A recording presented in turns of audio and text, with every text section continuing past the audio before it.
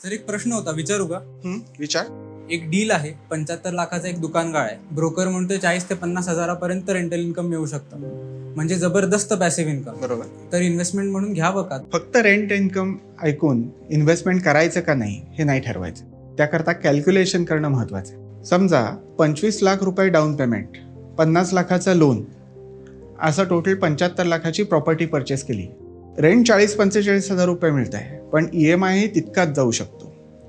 यामध्ये विचार करताना मेंटेनन्स, प्रॉपर्टी टॅक्स, रिपेअर्स आणि वेकन्सीची प्रॉबॅबिलिटी या सगळ्या गोष्टींचा व्यवस्थित विचार केला आहे का, आणि हे करत असताना शिवाय इंटरेस्ट चालू आहे याचाही पूर्ण विचार करायला लागतो. Commercial property in it self bad investment नाही आहे, पण यामध्ये विचार करताना लोकेशन, फुटफॉल, त्या प्रॉपर्टीची सुटेबिलिटी, ए कॅटेगरी बिल्डरकडून घेतलेली आहे का, सिक्युरिटी व्यवस्थित आहे का, या सगळ्या गोष्टींचा डिटेल्ड विचार करणं आवश्यक आहे. म्हणजे फक्त जास्त रेंटल इन्कम दिसतंय म्हणून लगेच डिसिजन घ्यायचा नाही.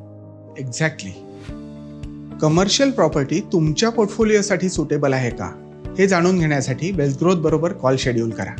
कारण प्रॉपर्टी नुसती परचेस करण्यापेक्षा ती तुम्हाला किती सुटेबल आहे हे बघणं जास्त महत्त्वाचं.